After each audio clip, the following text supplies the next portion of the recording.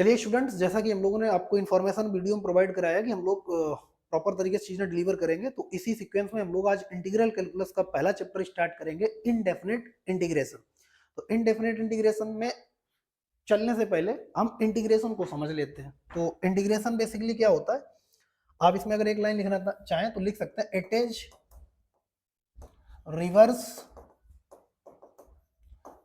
Reverse process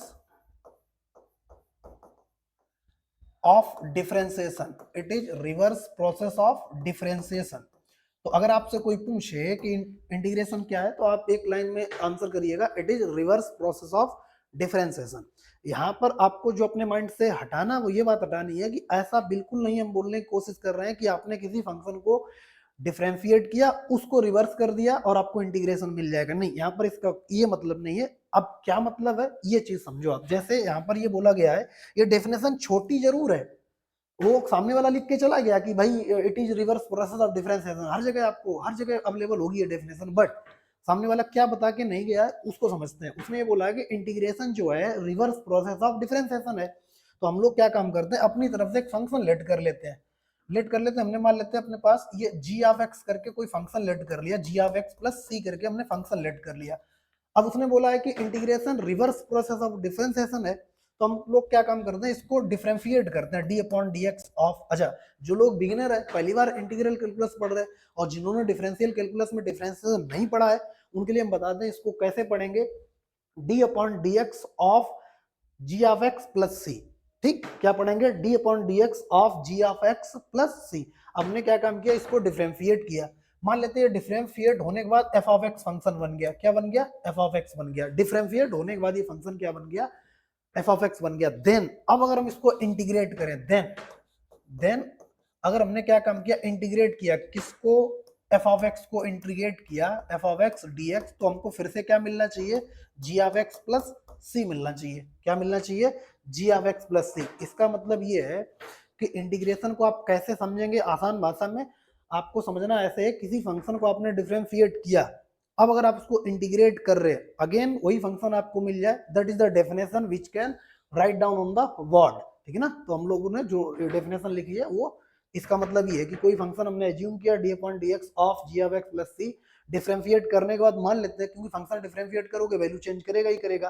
ठीक है, अब यहां से अपने पास ये फंक्शन बन गया एफ ऑफ एक्स, देन हमने इसको क्या किया, इंटीग्रेट किया। अब आपको लग रहा होगा कि सर आपने इंटीग्रेशन हमको तो बताया नहीं है, साइन है। तो अब हम लोग यहाँ से एक एक करके चीजें डिस्कस करते चलते हैं।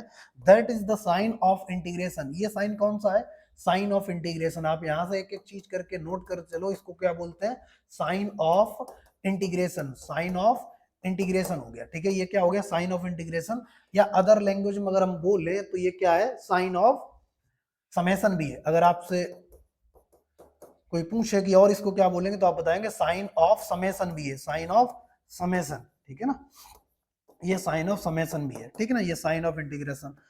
ठीक, हमने इस फंक्शन को डिफरेंशिएट, अब इसको क्या करें, integration of F of x d x, तो अगेन हमको क्या मिल गया, जी ऑफ एक्स प्लस सी मिल गया। क्लियर है, अब एक एक करके चीजें डिस्कस कर लेते हैं। आप बोलेंगे सर ये जी ऑफ एक्स प्लस सी मिल गया, तो सी यहाँ पर क्या है, तो पहले डिफरेंशिएशन में सी समझ लेते हैं। आपने अगर एक फंक्शन को डिफरेंशिएट किया है, तो वहां पर आपने देखा होगा कि कांस्टेंट का डिफरेंशिएशन जीरो हो जाता है, बट ये पूरा स्टेटमेंट ट्रू नहीं है। कांस्टेंट का डिफरेंशिएशन जीरो हो जाता है सिंगल केस में, जबकि उसके दो केस होते हैं। अगर कोई कांस्टेंट किसी वेरिएबल के साथ या किसी फंक्शन के साथ मल्टीप्लाई या डिवाइड है, तो उस केस में नहीं होता है, तो उस केस में कांस्टेंट डिफरेंशिएशन या इंटीग्रेशन में पार्टिसिपेट ही नहीं करता है। हाँ, अगर आपका कांस्टेंट इंडिविजुअल प्रेजेंट है डिफरेंशिएशन में, तो उसका जीरो हो जाएगा। जैसे इस बात को हम समझाते हैं, आपने अगर बेसिक डिफरेंशिएशन पढ़ रखा है तो इस मेरी बात को आप समझेंगे। हमने आपसे बोला y equal to 2x plus 3 है, यहाँ पर दो कांस्टेंट है, एक तो कांस्टेंट किसी वेरिएबल के साथ मल्टीप्लाइड है और एक कांस्टेंट इंडिविजुअल अवेलेबल है। तो जो इंडिविजुअल है, अब ये क्या करेगा, ये जीरो कर देगा अपनी वैल्यू को। जीरो क्यों करता, इस पर भी बात करें, तो अगर हम इसका y डैश निकालें तो आप बोलोगे सर 2 और x का कितना हो जाएगा 1, और ये 3 इंडिविजुअल अवेलेबल है, तो इसका क्या हो गया, जीरो हो गया। अगर यहाँ पर -3 भी होता तब भी कितना हो जाता, जीरो हो जाता।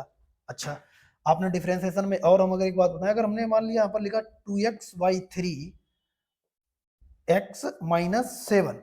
तो यहाँ पर देखो 2 तो मल्टीप्लाई है बट दूसरा कांस्टेंट डिवाइड है, तो ये दोनों कांस्टेंट अगर कोई कांस्टेंट किसी वेरिएबल के साथ मल्टीप्लाई या डिवाइड है तो वो डिफरेंशियल में पार्टिसिपेट नहीं करते हैं। तो यहाँ पर इसका कितना हो जाएगा 2/3 एज दिस, x का 1 और 7 का फिर से कितना हो जाएगा 0 हो जाएगा। ये अपने पास क्या आ गया y डैश आ गया। अच्छा अगर हमने आपसे बोला आपसे कि y इक्वल टू यहाँ पर लिखा था minus X plus square root 2, तो इस केस में भी 2 का क्या हो जाएगा 0, अगर माइनस स्क्वायर रूट 2 रहेगा तब भी 0। अगर हम बोले यहाँ पर स्क्वायर रूट 5 डिवाइड बाई 2 था इसकी जगह, तो भी क्या हो जाएगा 0। तो इस बात से हमको ये पता चलता है डिफरेंशिएशन में अगर कांस्टेंट इंडिविजुअल अवेलेबल है आइदर पॉजिटिव और नेगेटिव, देन इट बिकम 0, तो वो क्या हो जाएगा 0 हो जाएगा। तो इसका मतलब है इनडायरेक्टली अब हम ये बोल सकते हैं कि सी का वैल्यू यहाँ पर होल आर है। हाँ भाई होल आर है, क्या है होल आर है, तो आप सीधा सीधा बोलो कि सी बिलोंगिंग होल आर। हाँ सी बिलोंगिंग होल आर। अगर सी हमारा यहाँ पर होल आर था तो इसी यहाँ पर भी होल आर होना चाहिए, क्योंकि हमने अगर डिफरेंशिएशन में हो सकता है ये जो जी ऑफ एक्स हो ये वाला फंक्शन हो तब सी हमारा 0 हो गया हो और उसने एफ ऑफ एक्स फंक्शन बना दिया हो, तो इसका मतलब है सी जो है हमारे पास आया है जी ऑफ एक्स के साथ जो सी आया ये वही सी है जो यहाँ पर था। हाँ बिल्कुल ये वही सी है जो यहाँ पर था, तो इसका मतलब सी अगर यहाँ पर होल आर था तो यहाँ पर भी क्या होगा होल आर होगा। क्लियर है? चलिए अभी हम लोग डिस्कस करते हैं, इसको हटा देते हैं। तो इसका मतलब पहले हम सी की बात कर लेते हैं। तो सी, अब यहाँ पर अगर हम लोग सी की बात करें, सी यहाँ सी को यहाँ उठा लेते हैं हम, ठीक है ना। तो सी के बारे में अगर हम बात करें तो सी को आप क्या बोलेंगे कि सी बिलोंगिंग होल आर। सी को क्या बोलेंगे सी बिलोंगिंग होल आर है। सी क्या क्या है सी बिलोंगिंग होल आर। अगर सी बिलोंगिंग होल आर है तो हम दूसरा पॉइंट बोल सकते हैं कि sir c can be any value. हाँ भाई c can be any value, c can be any value, c कुछ भी हो सकता है। हाँ भाई कुछ भी हो सकता है। अच्छा अगर सी कैन बी एनी वैल्यू तो सी इनडेफिनेट है, सी अनिश्चित है। हाँ भाई हम बोलेंगे सी अनिश्चित है, क्योंकि इसीलिए इंटीग्रल कैलकुलस में पहले चैप्टर का नाम क्या है इनडेफिनेट इंटीग्रेशन। इंटीग्रेशन क्या है it is just reverse process of differentiation. Indefinite किसको रिप्रेजेंट कर रहा सी, सी के अनिश्चित होने के कारण ही उसका चैप्टर का नाम पड़ा इनडेफिनेट इंटीग्रेशन, क्योंकि वहां पर सी क्या है इनडेफिनेट है, क्योंकि सी कैन बी एनी वैल्यू। अगर सी कैन बी एनी वैल्यू तुम इसको इनडेफिनेट बोल सकते हैं। इनडेफिनेट अगर हिंदी आप देखो तो क्या बोलेंगे अनिश्चित, तो सी अनिश्चित है बिल्कुल है, तो इसीलिए हम उसको इनडेफिनेट बोल देंगे। अगर सी ऐसा है तो सी के बारे में और भी हम कुछ लिख सकते हैं। हाँ सी को आप इंटीग्रेशन कांस्टेंट भी बोल सकते हो। क्या बोलोगे इंटीग्रेशन कांस्टेंट। सी क्या है इंटीग्रेशन कांस्टेंट भी है। अच्छा और कोई नाम है सर सी का, तो हम एक बार और आपको बताएंगे कि सी का एक और नाम है। सी को आप एक और तरीके से नाम सकते हैं, और इसको क्या लिख सकते हैं और हम इसको बोल सकते हैं ऑर्बिटरी कांस्टेंट। ऑर्बिट्ररी कांस्टेंट भी हम लोग इसको बोल सकते हैं ऑर्बिट्री कांस्टेंट। तो इसका मतलब सी कुछ भी हो सकता है, इसी कारण से उसका चैप्टर का नाम पड़ा इंडेफिनिट इंटीग्रेशन। हाँ सी क्यों कुछ भी हो सकता है, क्योंकि सिर्फ डिफरेंशिएशन में भी अगर सब कुछ हो सकता है तो यहाँ पर हो सकता है आपने 2x प्लस 1 को डिफरेंशिएट करने के बाद उसका डिफरेंशिएशन 2 लाए हो सकता है 2x माइनस 1 का डिफरेंशिएशन भी 2 आएगा, ठीक है ना।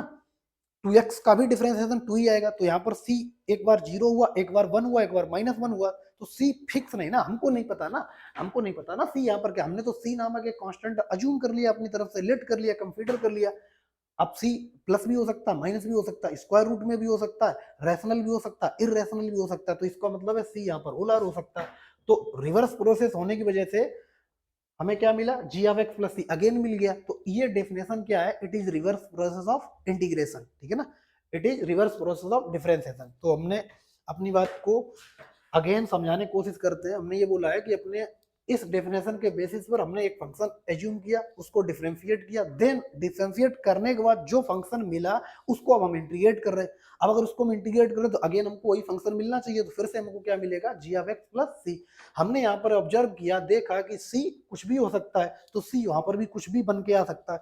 तो सी के अगर हमने नाम देना स्टार्ट किया, सी को हम होलर बोल सकते हैं, सी को सी कैन बी एनी वैल्यू। अगर एनी वैल्यू है तो अनिश्चित है, अनिश्चित को क्या बोलते हैं प्रॉपर तरीके से इनडेफिनेट, ठीक है ना। और सी को क्या बोलेंगे इंटीग्रेशन कांस्टेंट बोलेंगे या आर्बिट्रेरी कांस्टेंट बोलेंगे। अब कुछ और बातें कर लेते हैं। जैसे अब आपका मन में होगा सर इसको क्या बोलेंगे, ये dx क्या है, तो आपको बताएं ये dx जो है ना ये रेट ऑफ चेंज है। ये क्या है रेट ऑफ चेंज है, रेट ऑफ चेंज। आप बोलेंगे सर किसके रिस्पेक्ट में, rate of change with respect to X. ये क्या है rate of change with respect to X. अच्छा सर आप यहाँ पर ये बता दो ये क्या है, दैट इज इंटीग्रांड। जो फंक्शन इंटीग्रेट होने के बाद आपको मिलेगा उसको आप इंटीग्रांड बोलेंगे। तो सर इंटीग्रेशन होने से पहले फंक्शन क्या बोलेंगे, इंटीग्रल्स बोलेंगे। तो इसका मतलब जो एफ ऑफ एक्स है, आप एफ ऑफ एक्स बारे में क्या जानेंगे, तो जो यहाँ पर अपने पास जो एफ ऑफ एक्स है दैट इज इंटीग्रल्स, इसको क्या बोलेंगे, इंटीग्रल्स बोलेंगे, ठीक है ना। ये आपका इंटीग्रल्स हो गया। dx क्या है, रेट ऑफ चेंज है।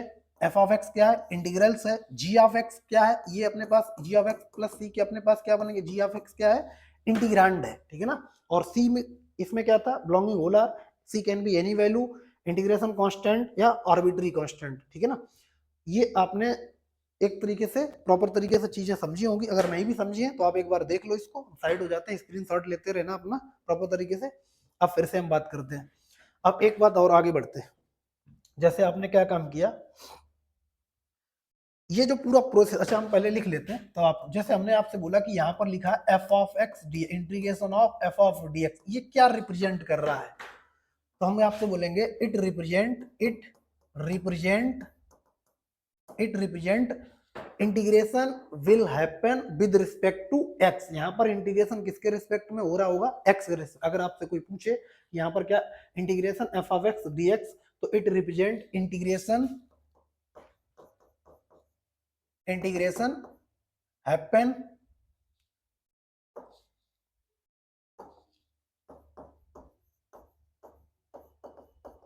With respect to x. यहां पर इंटीग्रेशन एक्स के रिस्पेक्ट में हो रहा होगा। अच्छा अगर आपसे कोई अगर ऐसे पूछे कि यहाँ पर सर लिखा F of T D T, तो आप बोलेंगे सर टी के रिस्पेक्ट में इंटीग्रेशन हो रहा होगा। अगर आपसे कोई पूछे इंटीग्रेशन लिखा है F of A D A, तो आप बोलेंगे सर ए के रिस्पेक्ट में इंटीग्रेशन हो रहा है। आपसे अगर पूछे F of P D P, तो आप बोलेंगे पी के रिस्पेक्ट में हो रहा है। तो यहाँ पर जो होगा इंटीग्रेशन उसी के रिस्पेक्ट में आप करेंगे। क्लियर है। अच्छा इस पूरे इंटीग्रेशन, जैसे आपने क्या काम किया, पूरे प्रोसेस का फाइंडिंग इंटीग्रल्स, है ना, the process of finding integrals is said to be integration. पूरे फंक्शन जो पूरा प्रोसेस अभी हमने लिखा था, उस टोटल पूरे प्रोसेस क्या बोलते हैं, इंटीग्रेशन बोलते हैं। क्लियर है ना। अच्छा अब एक और डिस्कस बात करते हैं कि इंटीग्रेशन क्या करता है। इंटीग्रेशन आपको फैमिली ऑफ कर्व प्रोवाइड कराता है। इंटीग्रेशन क्या प्रोवाइड कराता है, फैमिली ऑफ कर्व।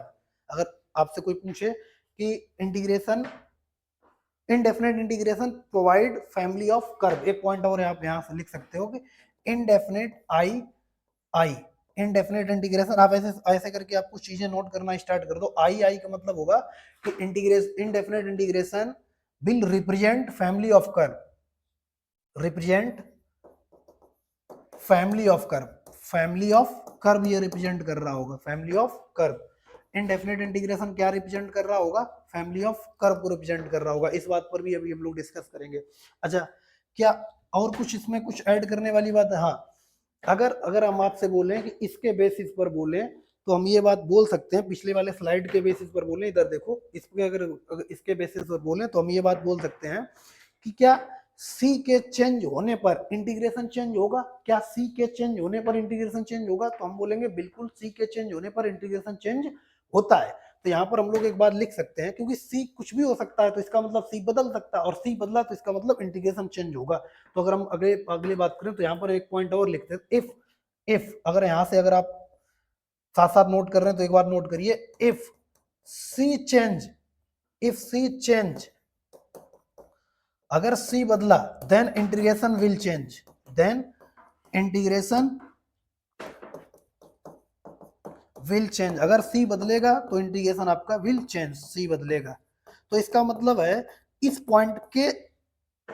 पॉइंट को ऑब्जर्व करने के बाद और देखने और सुनने समझने के बाद हम इस कथन पर पहुंचते हैं, इस स्टेटमेंट पर पहुंचते हैं कि हमारा इंटीग्रेशन किसी भी फंक्शन का यूनिक नहीं होता है। क्यों, सी चेंज हुआ तो इंटीग्रेशन चेंज, तो इसका मतलब है integration of any function is not unique. तो दूसरा पॉइंट, आप इंपॉर्टेंट पॉइंट हम लोग डिस्कस कर रहे हैं, आप देख लीजिएगा यहाँ पर, ठीक है ना। एक जो चीजें हम डिस्कस कर रहे हैं, ठीक है ना, ये लाइन इन सबके लिए डी पी है, पी के रिस्पेक्ट में, डी है, डी ए के रिस्पेक्ट में, टी है, टी के रिस्पेक्ट में, एक्स है एक्स के रिस्पेक्ट में। यहाँ से इसका मतलब हम बोल सकते हैं इंटीग्रेशन क्या रिप्रेजेंट करता है, it represent family of curve. अभी हम आएंगे इस पर, ग्राफ वगैरह भी बनाएंगे। फिलहाल इसका मतलब पहले वाले स्लाइड में हमने ये डिस्कस किया है कि अगर सी चेंज, सी बदल सकता है, सी अपना रूप बदल सकता है, ठीक है ना। सी क्या है, एक इनविजिबल पावर है। अगर इनविजिबल पावर है तो ये अपना स्वरूप बदलेगा। अगर स्वरूप बदला तो इसका जो वैल्यू है वो भी चेंज होगा। तो हम लोग इस बेसिस पर बोल सकते हैं कि इनडेफिनेट इंटीग्रेशन है। अपने पास यहाँ पर क्या, कौन सा पॉइंट लिखा, if C change then integration will change. अगर सी बदला तो इंटीग्रेशन चेंज होगा। अगर इंटीग्रेशन चेंज ही हो रहा है तो हम एक लाइन और अच्छे से लिख सकते हैं कि integration of function is not unique. हम क्या लिख सकते हैं, इंटीग्रेशन, ये आपको दिख रहा होगा, इंटीग्रेशन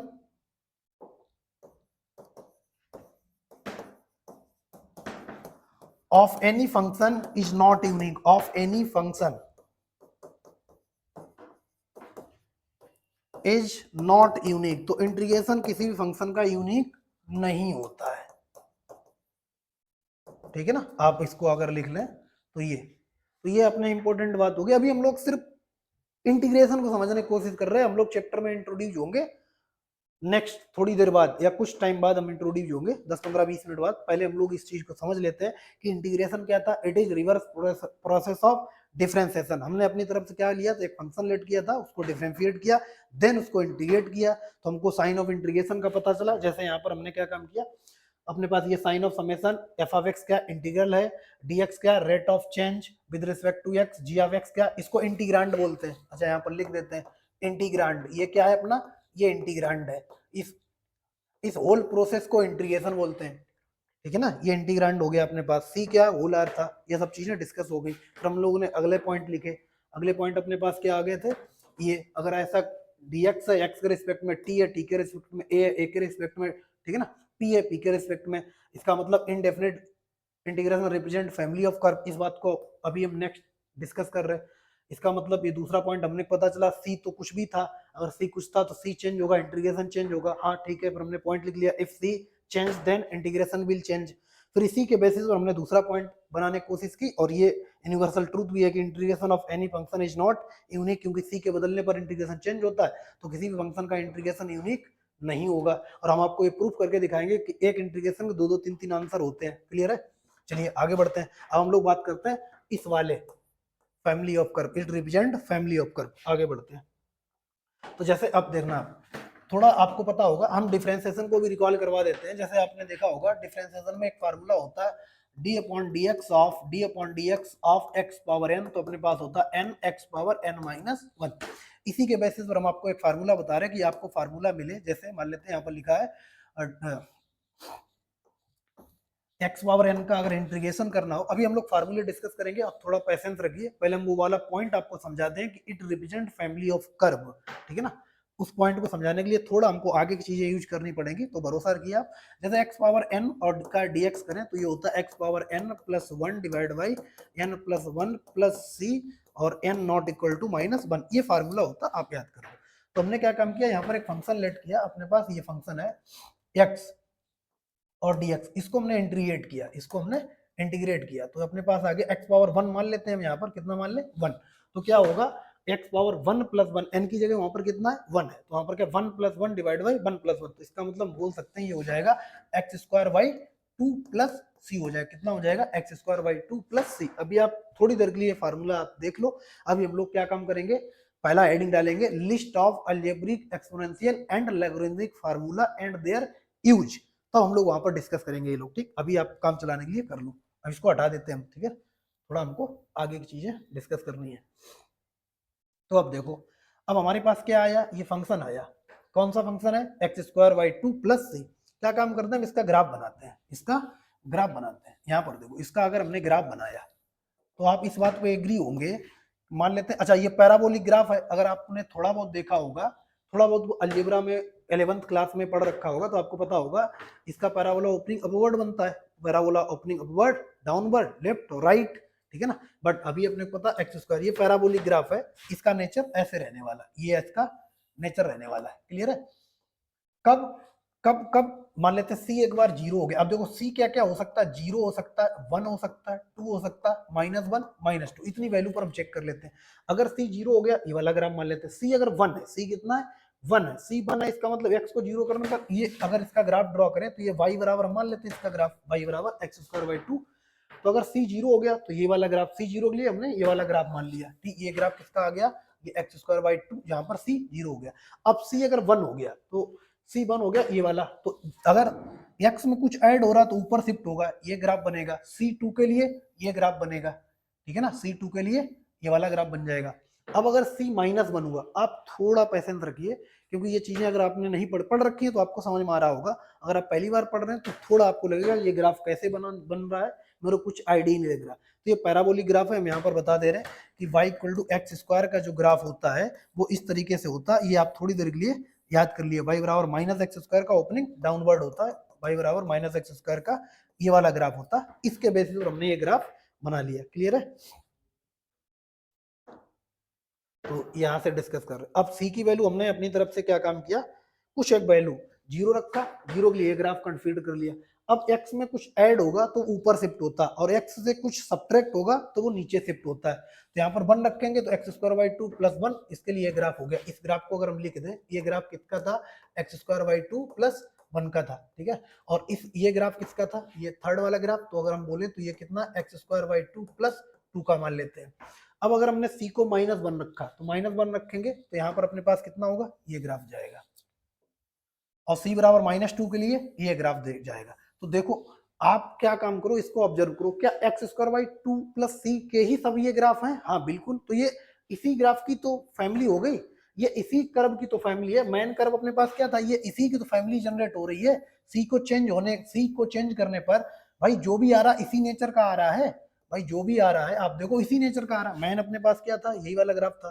तो जो भी ग्राफ बन रहे हैं वो इसी के बेसिस पर बन रहे हैं, मतलब इसी की तो फैमिली की तरह आ रहा है।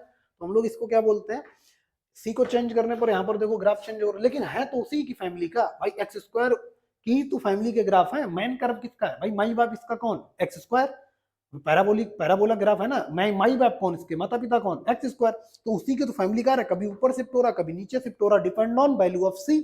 If c 0 then it passes through origin, if c -1 then it start from y equal to -1, if -2 start from -2, if +1 start from +1। Clear है? तो ये देखो इसी ग्राफ। अच्छा इस ग्राफ में आप देखोगे ये अपना क्या काम कर रहा, स्लोप नहीं चेंज कर रहा। ये हर जगह हर बार इसके स्लोप नहीं चेंज हो रहे, हर बार इसके स्लोप नहीं चेंज हो रहे। तो इसका मतलब है कि इनडेफिनेट इंटीग्रेशन में फैमिली ऑफ कर्व में उसका स्लोप नहीं चेंज होता है, उसका स्लोप नहीं चेंज होता है। क्लियर है? इस बात को आप देख लो, इसमें ये स्लोप चेंज नहीं कर रहा है। तो आप इस बात को देखेंगे कि ये स्लोप चेंज नहीं कर रहा है। या इस बात को इनडायरेक्टली ऐसे भी बोल सकते हैं कि slope of any tangent will not change, slope of any tangent will not change. या इनडायरेक्ट आप देखो ना इसमें क्या, ये अपना क्या नहीं चेंज कर रहा, स्लोप नहीं चेंज कर रहा। तो हम इस बात को ये भी बोल सकते हैं कि slope of indefinite integration, slope of any curve of indefinite integration is not change। इसका मतलब ये बोल सकते हैं सबका सेम रहता है। हाँ भाई सब स्लोप सबका सेम रहता है। यहाँ से हमको पता चल रहा स्लोप कोई भी अपना चेंज नहीं कर रहा है। तो आई होप अब आपको ये समझ में आया होगा कि ये फैमिली ऑफ कर्व को ही रिप्रेजेंट कर रहा। जो हम लोगों ने स्टेटमेंट लिखा था वो स्टेटमेंट यही था कि indefinite integration represent family of curve. तो फैमिली ऑफ कर्व को ही हम लोगों ने यहाँ से ये एक ग्राफिकल मीनिंग और मैथमेटिकल प्रूफ भी देख लिया है कि वाकई में इनडेफिनेट इंटीग्रेशन हमको फैमिली ऑफ कर्व प्रोवाइड करता है। यहाँ पर हमने एक पॉइंट लिखा है कि slope of tangent in any integration is same, slope of tangent in any indefinite integration is not change, और सेम बोल सकते, चेंज नहीं होता इसका सेम ही होगा। ये इस पॉइंट को हमने डिस्कस किया। तो अब हम लोग बढ़ते हैं किसकी ओर, फार्मूलों की तरफ बढ़ते हैं। आई होप ये वीडियो आपको समझ में आएगा।